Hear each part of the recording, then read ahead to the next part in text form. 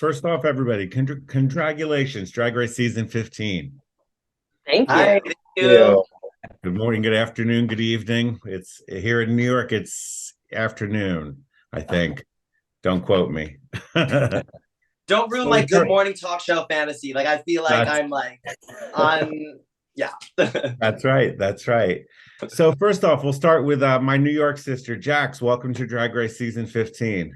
Hi, how are you? I look at you down there. I have seen you turn the party more times than I can care to admit, and you always just wow. Thank Wow, you. I wow, wow. appreciate that. What how did you when you got in there, did you ever when you decided you were going to go out for Drag Race, did you think that you were just going to turn those acrobatics and just slay these girls, or were you like, okay, these girls could be as good as I am? Oh, absolutely. I mean, every single season we watch, like it's always the underdogs that come out and surprise everybody. But Mhm. I'm also a little bit of an underdog that likes to surprise people. Like I'm not just a trickster. Like I have my background. Like I went to school for photography and cinema. I know how to pull together looks. And you want to know what? Like never sleep on me. Never sleep on And, me. right. And she loves croquet. Oh, Don't absolutely. sleep on me, just sleep with me. There you go. There you put that Hey, on my tombstone. I no. love that. Sugar, let me ask you. I have twin sisters, so I definitely understand wanting to separate yourselves and kind of do your own thing and set yourselves apart. But you guys have gone in the opposite direction, and you guys are doing the same thing. Yeah. Does it ever say, do you ever get to a point where you just want to do your own thing, or you guys are like Sonny and Cher, are going through this ride together? You know what? Being a twin drag queen, Uh-huh. it's that are identical. We're a rare breed. And my life's a living hell. No, honestly, believe it or not, even though we are doing the same thing, because we do believe like we were brought on to this earth to make magic together. That was kind of like our like mission statement, if you will. So we just accepted that, and you gotta lean into the blessings you're given. So it really is a positive there. But the thing is, with drag, it's the first time we're able to be seen as our own people. Now, I know you're probably like, wait, what? Like, aren't you Sugar and Spice?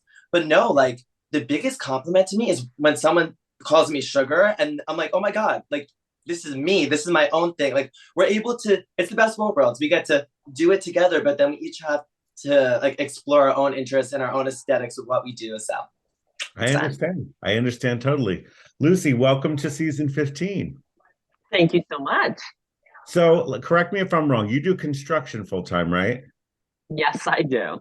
So that is so trippy. Now, let me ask you this: has construction ever assisted you doing drag? Has it ever, in some weird way, have you been able to weave your construction work into your drag?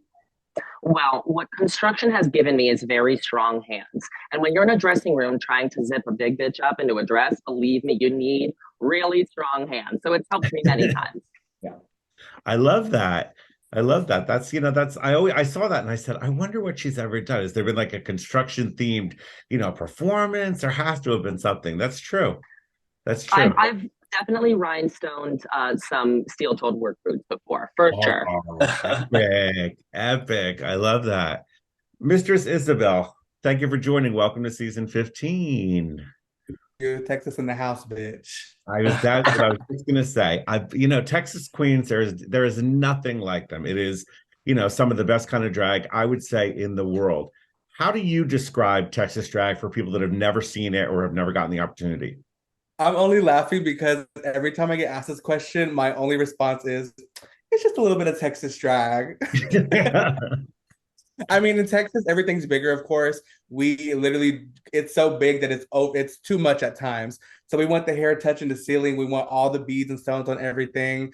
I like to consider myself traditional drag with the modern twist. So I kind of try to draw inspiration from everything. And I think that's what really makes it Houston, Texas drag, not just Texas drag, because Texas is known as like a very pageant centric kind of drag. But I Mhm. think now things are changing, especially with things like RuPaul's Drag Race and Dragula and other media and other exposures to different types of drag. And I think that now in Texas, drag is different city to city. Okay, yeah, I think so too. Let me ask you, each of you, Jax, we'll start with you. What's one thing that you wanted to bring to Drag Race before, when you first were cast? What's one thing you said, this is what I want to make sure I present, or this is what I want to make sure I show or have in my experience? What's one box you wanted to check? I primarily just wanted to show people that there's not one way to be a Black queen. I feel like first and foremost, we are put into such a box where people are like they're either going to be a dancer or they're going to be political or they're going to do this. Like I am the biggest video game nerd. I am also an athlete. Like I'm also like I just love alternative music, and I'm here to try to explore every single avenue. So I just want to show that you truly cannot hold me in a box. I might be a Jackson box, but I love it. I love it. Sugar, what about you? What did you want to make sure you brought to Drag Race? What I wanted to bring to Drag Race is a reminder to people that we need to continue breaking the rules. I feel like what gravitated me towards drag was, oh my gosh, like you're going against society, you're going against the grain. Like this is, wow, I shouldn't be doing this, but I love this, you know? But then I feel like for a lot of queens, we get into drag and then we just kind of follow the path of everyone else. And we become rule followers again. It's like, no, let's continue to break those rules. Let's go down the path less traveled and let's celebrate our differences because all drag, I know everyone says all drag is valid, but hello, I will be the queen to like reign that flag high. Is that the proper terminology? It's like whether you're from social media or in the club or the bar or you're doing drag and you're reading books to the damn kids at the nursery school. It's like, let's embrace it all. That's right. I love that. Lucy, what about you? What did you want to make sure you brought to RuPaul's Drag Race? I wanted to bring some awareness that there's an amazing, thriving drag scene in the state of Connecticut because there's a lot of places that are known for drag. New York, Texas, of course. That I don't know if you knew this, but Mistress is from Texas, and they have a lot of drag there. There's Florida, there's Vegas, but there's so much drag here. And I tell people all the time, you know, oh, I'm from Connecticut. And they go, wait, really? Because they think that we don't exist here. And there's an amazing community here. And I wanted to just do them proud and show the world that we have lots to offer. I agree. It's so funny. I mean, it's funny when you get up past New York until you get to like Boston, you're right. That whole area, people seem to forget. I mean, I'm so glad to see 3 Connecticut representations this season. Or 3? That's too much. That's too much. Just far too much. What about you, Mistress? What do you want to bring to Drag Race? I think a lot of people go into Drag Race and they're like, I'm going to show the world and prove that I am America's Next Drag Superstar. But for me, going into Drag Race, I knew that I was representing a lot of communities and a lot of people who haven't had the representation on a platform like this before. My Latinas, my plus size girls, my Texas queen. Texas is such a huge state. And I'm the first Houston girl ever to be on Drag Race. So really? I have a lot of things riding for me.